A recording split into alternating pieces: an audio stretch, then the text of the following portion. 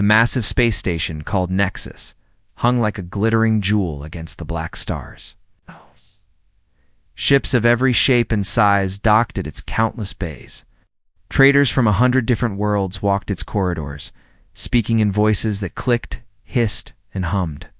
The air smelled of exotic spices and engine fuel.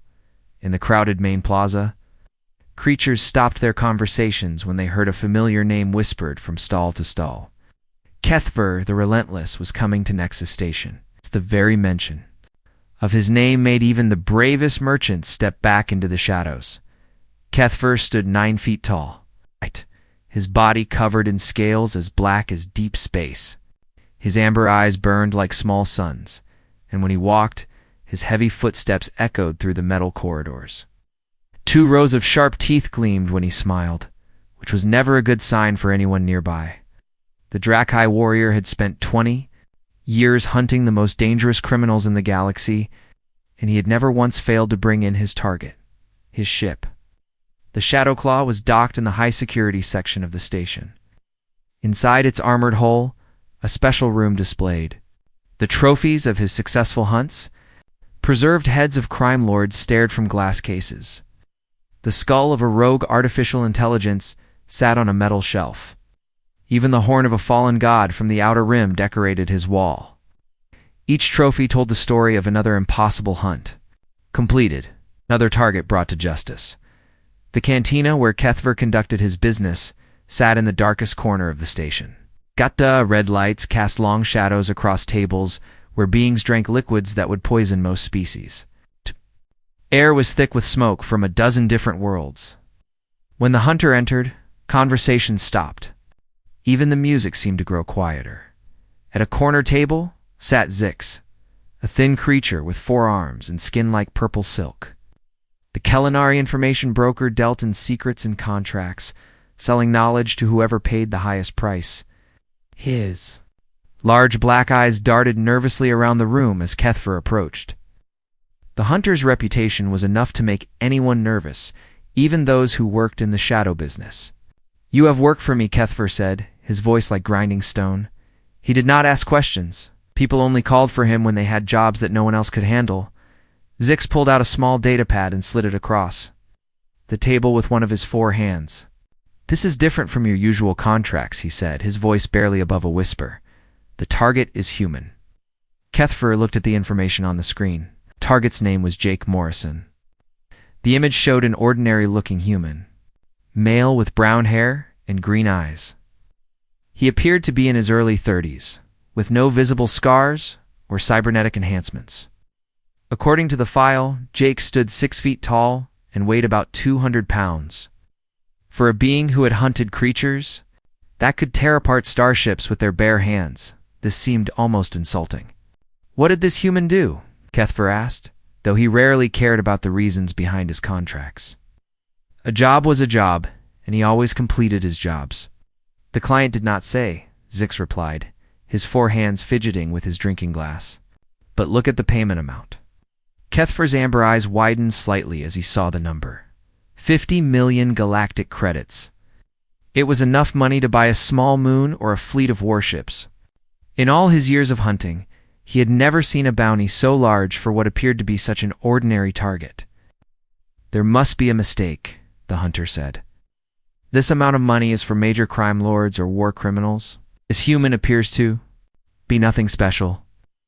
Zix shook his head, all 4 arms moving in different directions. "I checked the payment 3 times. The credits are real, and they are already in escrow.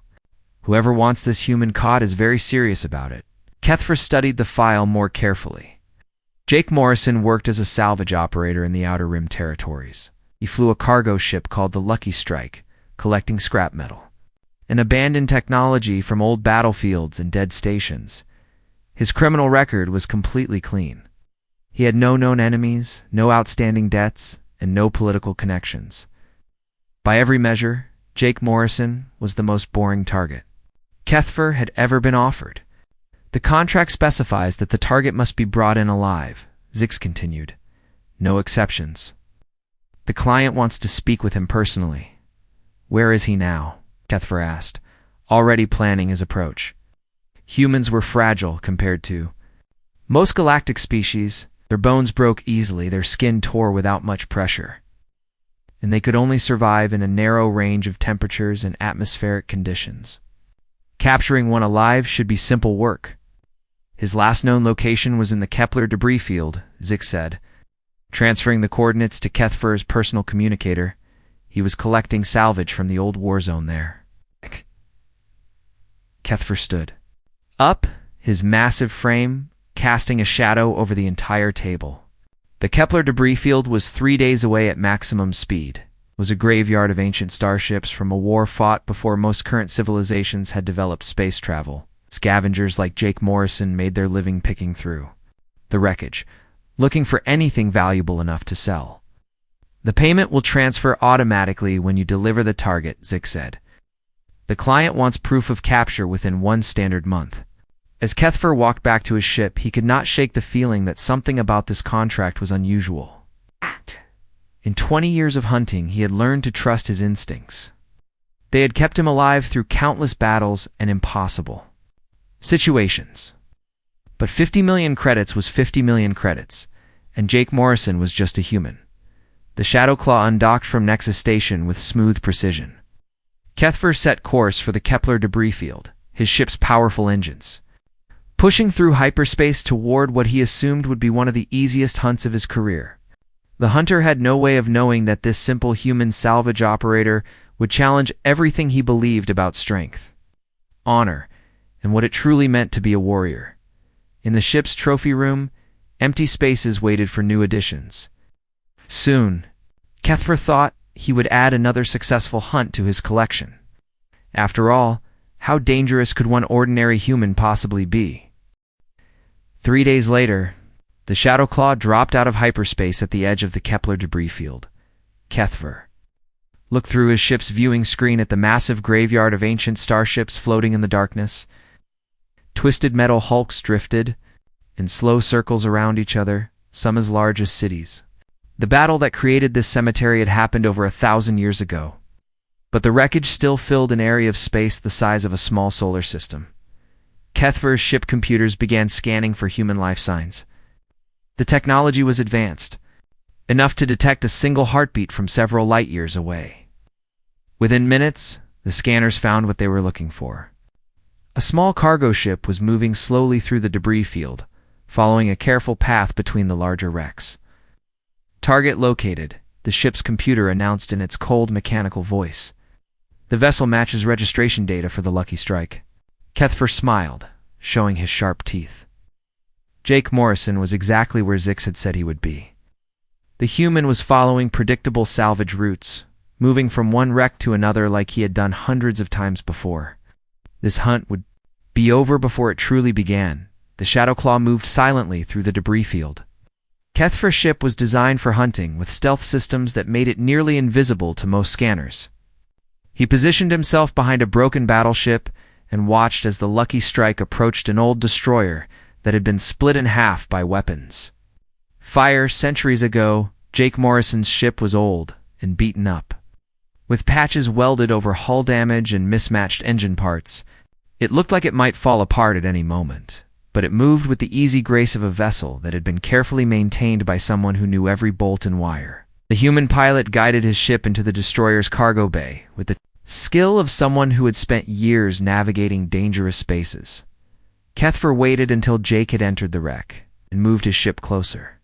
His plan was simple. The human would be focused on his salvage work, making him easy to surprise. Kethfer would board the wreck, stun Jake with his paralysis weapon, and carry him back to the Shadowclaw. The whole operation should take less than an hour. The hunter put on his armor and checked his weapons. His paralysis rifle could drop most creatures instantly without causing permanent damage. His energy sword could cut through almost any material. His armor could stop bullets, energy blasts, and even small explosions. Against an unarmed human, he was prepared for anything.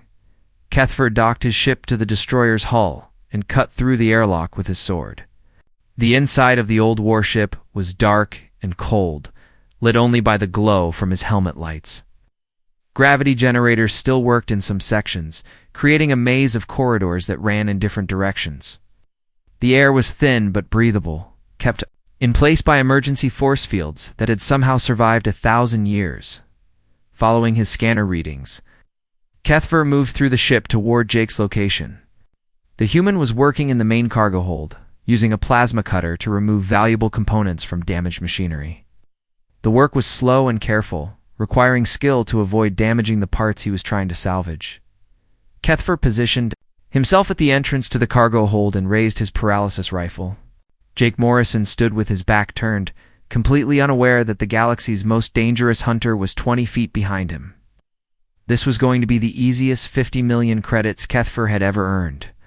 "Jake Morrison," the hunter called out, his voice echoing through the metal chamber. "You are under arrest." Jake turned around slowly, showing no sign of panic or fear. He looked at Kethver with calm curiosity, taking in the hunter's massive size and dangerous weapons. Most beings would have begged for mercy or tried to run. Jake just stood there, studying his captor like he was an interesting piece of salvage. "You must be Kethver," Jake said in a friendly voice. "I heard about you on the news feeds. You are the famous Drakai hunter, right? The one who caught that crime boss on Vega Prime last year." Kethver hesitated.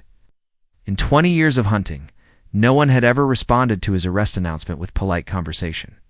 Criminals usually tried to fight, run, or bargain for their lives. They did not ask questions about his previous cases. "You will come with me without resistance," Kethver said, keeping his rifle aimed at Jake's chest. "Any attempt to escape will result in immediate paralysis." "That is a beautiful weapon," Jake said, looking at the rifle with genuine interest. "Drakai, energy technology, right? I read that your people developed the first practical paralysis beams. The engineering must be incredibly complex. How do you prevent the energy field from dissipating over long distances?" Question caught Kethver completely off guard. Humans were supposed to be primitive compared to most galactic species that only developed space travel a few hundred years ago. Yet this human was asking technical questions about advanced Drakai weapons. Technology. "I am not here to discuss engineering," Kethver said, though he found himself curious about how Jake knew so much about his people's science. "Of course not," Jake said with a smile. "You are here to do your job. I respect that, professional. Duty is important, no matter what species you belong to. But I am curious about something. In Drakai culture, is it considered honorable to hunt someone without knowing why they are being hunted?" The question hit Kethver like a physical blow. Honor was the foundation of everything his people believed in. A warrior who acted without honor was no warrior at all. But in all his years of hunting, Kethver had rarely questioned the reasons behind his contracts. He completed jobs and collected payment. The motivations of his clients had never seemed important. "The reasons do not matter," Kethver said, but his voice sounded less certain than before. "A contract is a contract." "I understand," Jake said, nodding seriously. But I wonder if you know what kind of people put 50 million credits on the NA. Head of a simple salvage operator? That is a lot of money for someone like me. Do you not think that is strange?" Before Kethver could answer, a rumbling sound echoed through the ship. Part of the destroyer's superstructure was collapsing. It's weakened by centuries of damage and the vibrations from Jake's plasma cutter. A massive piece of ceiling crashed down between the hunter and his target, filling the air with dust and debris. When the dust cleared, Jake Morrison was gone. His salvage equipment lay abandoned on the floor. But the human had vanished into the maze of corridors that filled the old warship.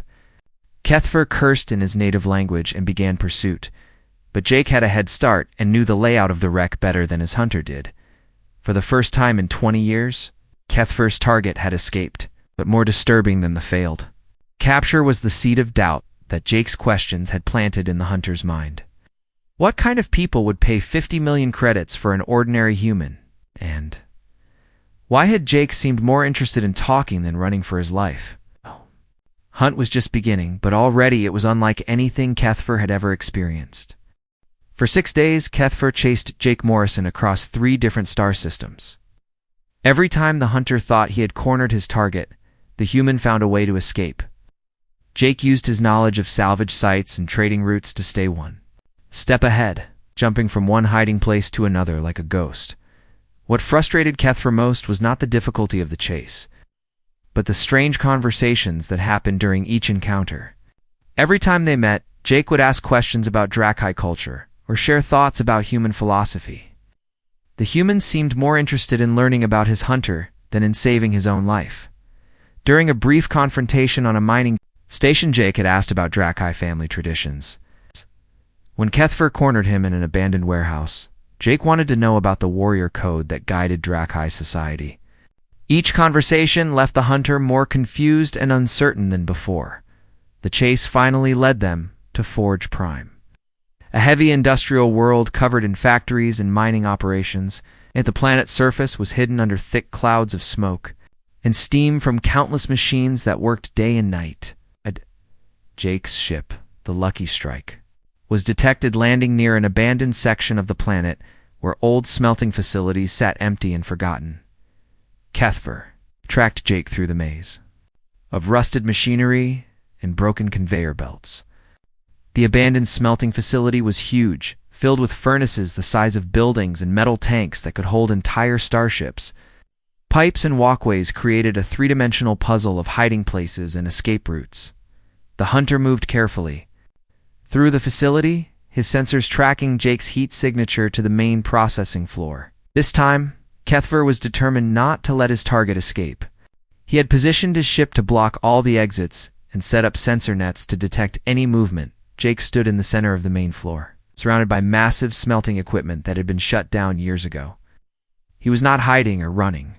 Instead, he waited calmly for Kethfer to arrive, like he was expecting an old friend rather than a deadly hunter.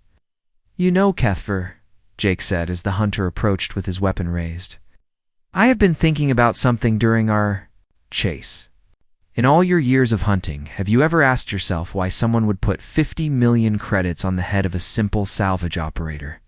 Kethfer kept his paralysis rifle aimed at Jake's chest, but he did not fire immediately. The question had been bothering him for days. The bounty was far too large for someone with no criminal record and no apparent enemies. "That is not my concern," Kethfer replied, though his voice lacked its usual confidence. "I complete contracts. I do not judge them, but you should judge them," Jake said seriously. "A warrior without honor is just a killer. And how can you have honor if you do not know whether your actions serve justice or corruption?" Jake reached slowly into his jacket, moving carefully to show he was not reaching for a weapon. He pulled out a small datapad and placed it on the ground between them. "I found something during my salvage work," Jake said. "Something that powerful people want to keep secret. That is why they want me captured. It's not because I am dangerous, but because I know the truth." Kethfer looked at the datapad but did not lower his weapon. "What truth?" "There is a conspiracy," Jake said calmly. "Ah!" "A group of corrupt officials and crime bosses have been working together to steal from the outer rim colonies. They take resources, enslave populations, and hide their crimes behind fake legal documents. They have been doing this for over 10 years. The hunter's amber eyes narrowed. "You expect me to believe that galactic officials are criminals?" "At the data," Jake said, pointing to the pad. "Financial records, shipping manifests, communications, testimony from survivors. I have been working with a network of people to gather evidence. We have proof of what they are doing." Kethfer hesitated. His entire career was built on the belief that the contracts he accepted served justice. The Galactic Council itself had hired him for important missions. If Jake was telling the truth, then Kethfer had been used as a tool by the very criminals he thought he was fighting against. "Why should I trust you?" Kethfer asked. "Because you are a warrior who believes in honor," Jake replied. "Because deep down, you already know something is wrong. 50 million credits for a salvage operator? No one pays that much unless they are desperate to silence someone." Against his better judgment, Kethro picked up the datapad and began reviewing the files. What he saw made his blood run cold. The evidence was overwhelming and detailed. Bank records showed money being moved from colony tax accounts to private accounts. Communication logs revealed plans to stage fake pirate attacks to cover theft operations. Video testimony from survivors described horrible conditions in forced labor camps. The conspiracy involved dozens of high-ranking officials, crime syndicate leaders, and corrupt business executives. They had systematically robbed entire worlds. While making it look like legal taxation and resource management, millions of beings had suffered, while a small group of criminals became incredibly wealthy. "How did you find this?" Kethfer asked, his voice quiet with shock. "By accident, Jake?" said, "I was salvaging a destroyed courier ship and found encrypted files in its computer core. When I decoded them, I realized what I was looking at. I could have sold the information to the highest bidder, but that felt wrong.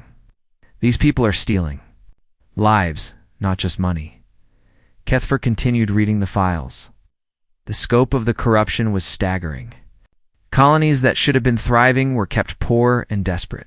Children were taken from their families to work in hidden factories. Entire species were being slowly wiped out through systematic oppression. "What is your plan?" Kethfer asked. "I want to broadcast this information to every news network and government body in the galaxy," Jake said. "Make it impossible for them to cover up or deny what they have done.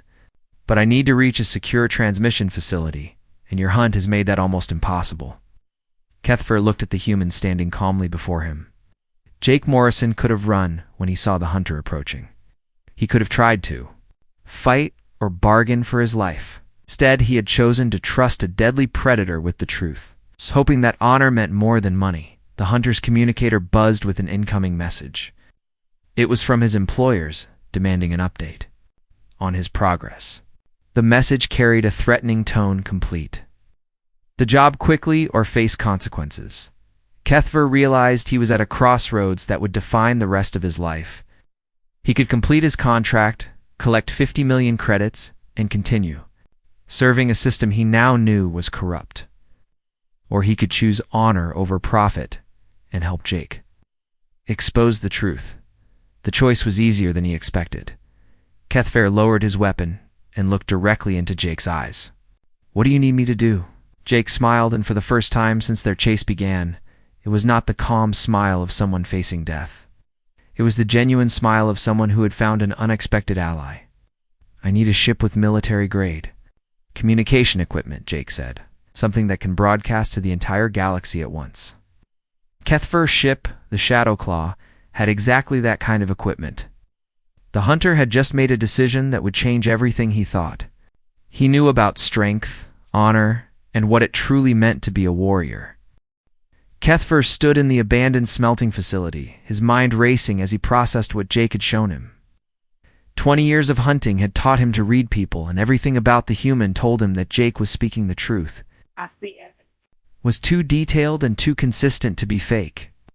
"We need to move quickly," Jake said, picking up his datapad. "Once they realize you are not going to deliver me, they will send other hunters, and they will not care about bringing me in alive." As if responding to Jake's words, Kethfer's communicator buzzed again. This time the message was different. His employers were no longer asking for updates. They were giving him 12 hours to complete his contract or face termination of employment. The threat was clear: finish the job or become a target himself. "They are already getting impatient," Kethfer said, showing Jake the message. "How long do you need to prepare the broadcast?" 2 hours to upload everything to your ship's communication system," Jake replied. "Then we need to reach a transmission facility powerful enough to send the signal across the entire galaxy at once." Kethfer nodded and led Jake toward the facility's exit. His ship, the Shadowclaw, was waiting in a hidden landing bay where it could not be detected by orbital scanners. As they walked through the maze of abandoned machinery, the hunter found himself thinking about his conversation with Jake in the debris field. The human had asked about honor, about whether it was right to hunt someone without knowing why. The time Kethfer had dismissed the question. He realized that Jake had been testing him, looking for signs that the hunter might be willing to listen to reason. "Why did you trust me with this information?" Kethfer asked, as they climbed aboard his ship. "You could have tried to run or fight. Instead, you chose to reveal your secret to someone who was trying to capture you." Jake was quiet for a moment. As he looked around the Shadowclaw's interior, The ship was impressive, filled with advanced weapons and hunting equipment. In the trophy room, the preserved heads of previous targets stared from their display cases. "Because you asked the right questions," Jake finally said. "When we first met, you could have just shot me with your paralysis weapon. Instead, you announced yourself and gave me a chance to surrender. That told me you had honor, even if you did not realize it yet." They reached the ship's communication center, where Jake began uploading his files to Kethfer's transmission system. The process was slow, as the evidence files were enormous and highly encrypted.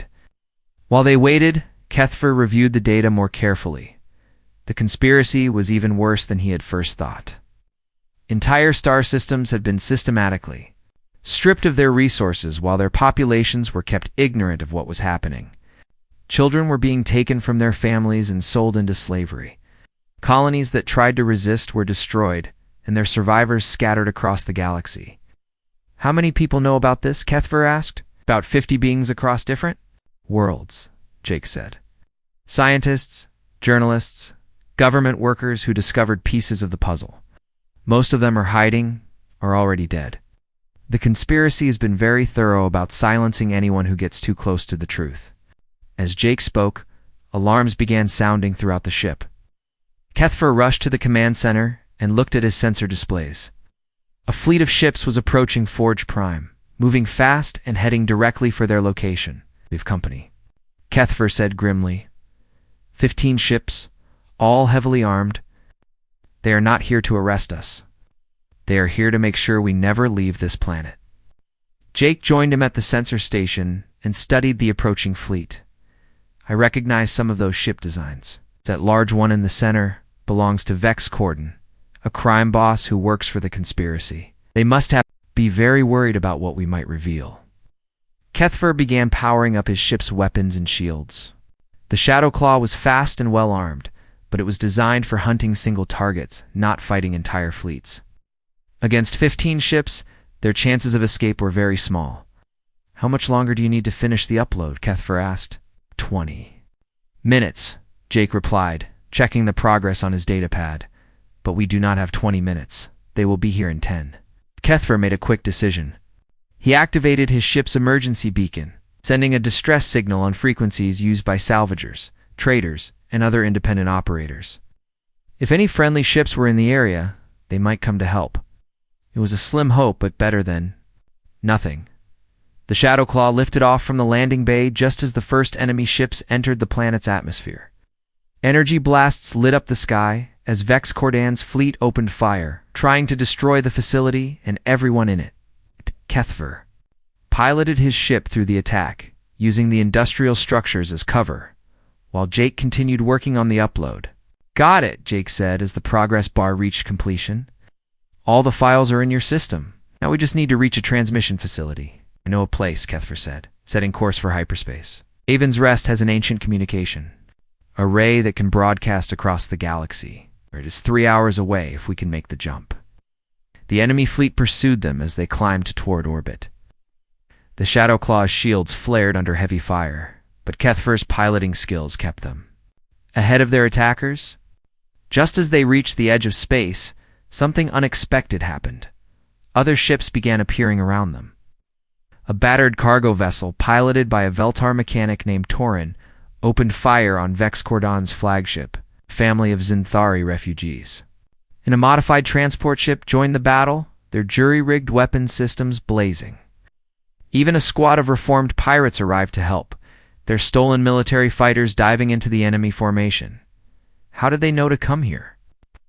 asked, watching the battle unfold around them. Kethfer checked his communication logs and found the answer. Jake's underground network had been monitoring emergency frequencies. When they heard the Shadowclaw's distress signal, they realized what was happening and called for help. Beings from across the sector were arriving to protect the evidence. That could expose the conspiracy.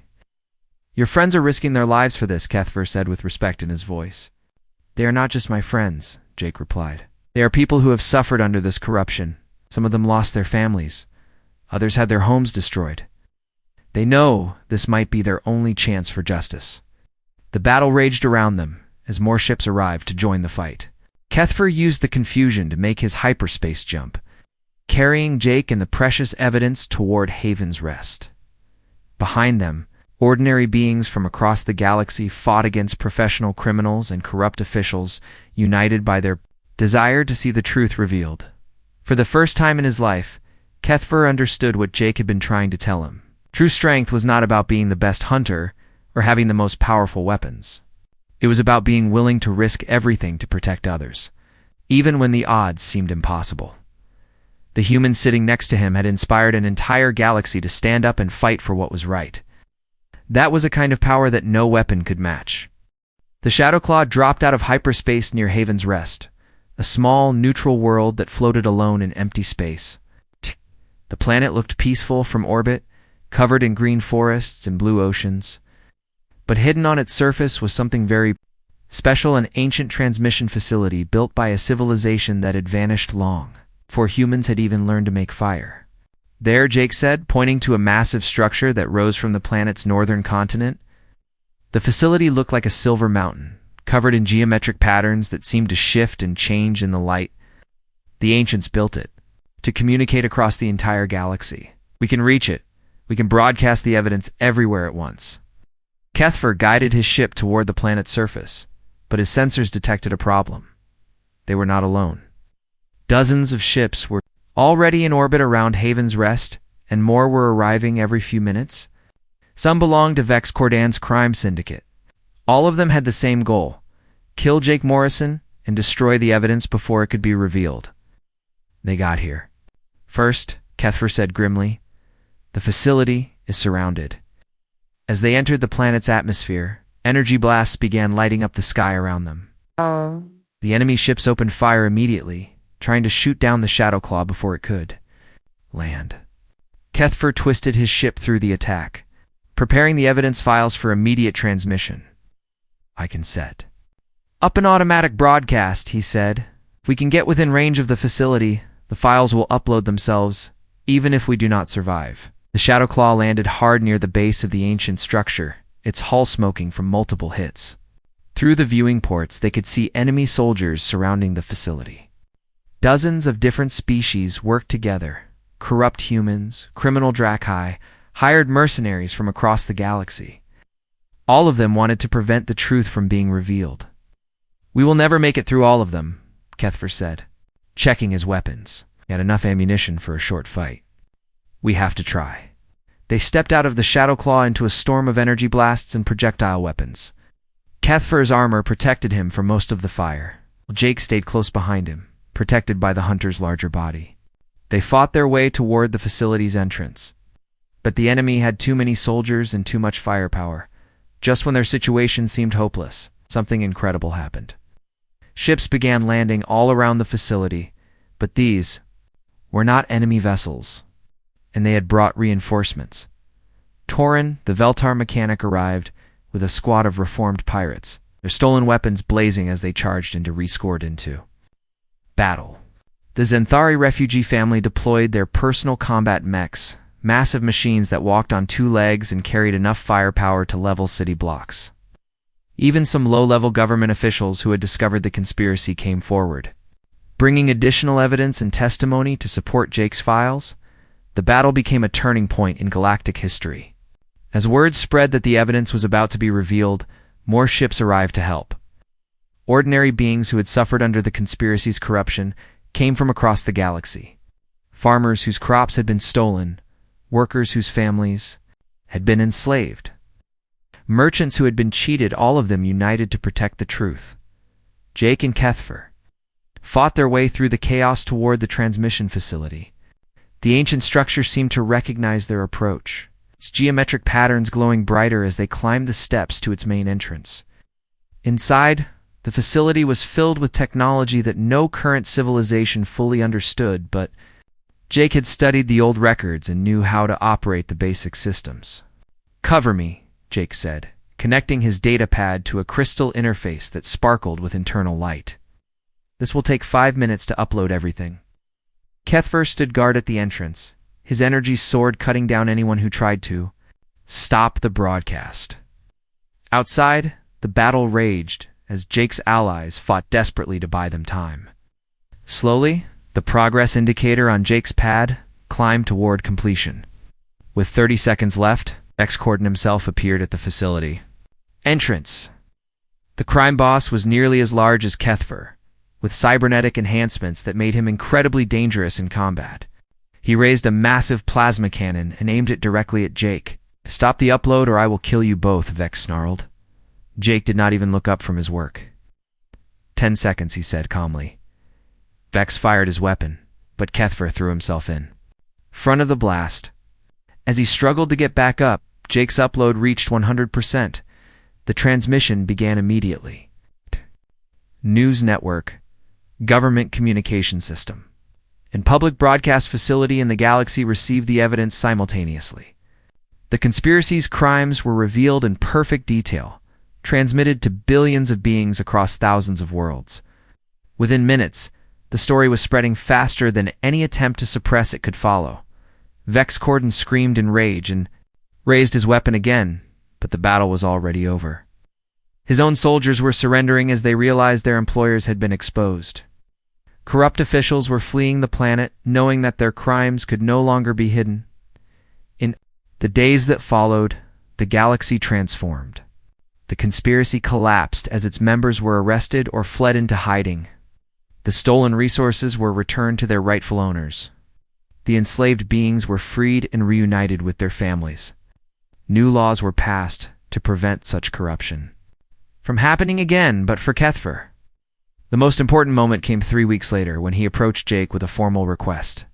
The hunter had spent days learning about an ancient Drakhi ceremony that he had never expected to use. Jake Morrison Kethfer said in front of witnesses from across the galaxy, "I wish to perform the ritual of honor debt." Jake tried to protest. "We worked together as equals. You do not owe me anything." "This is not about our partnership," Kethfer replied. "This is about what you taught me. I spent 20 years hunting people without asking whether my actions served justice. You showed me that true strength comes not from the ability to kill, but from the willingness to risk everything to protect others." The ceremony was simple, but profound. Kethfer, the 9-foot reptilian warrior who had been feared throughout the galaxy, knelt before an ordinary human salvage operator. In front of representatives from dozens of worlds, he formally acknowledged that Jake Morrison had demonstrated superior honor and courage. The image was broadcast across the galaxy, becoming a symbol of the new era of cooperation that Jake's actions had helped create. They could accomplish things that neither could achieve alone. Jake returned to his salvage work, preferring the quiet life among the stars to fame and recognition. Kethfer transformed his skills from hunting people to tracking down remaining cells of corruption and injustice. Their partnership became legendary, proving that the greatest victories were won not through violence, but through the courage to do what was right.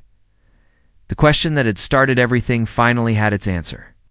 The galaxy's strongest hunter had bowed to a human because he had learned that true strength was not measured in weapons or victories, but in the willingness to sacrifice for others and stand up for what was right, no matter the cost.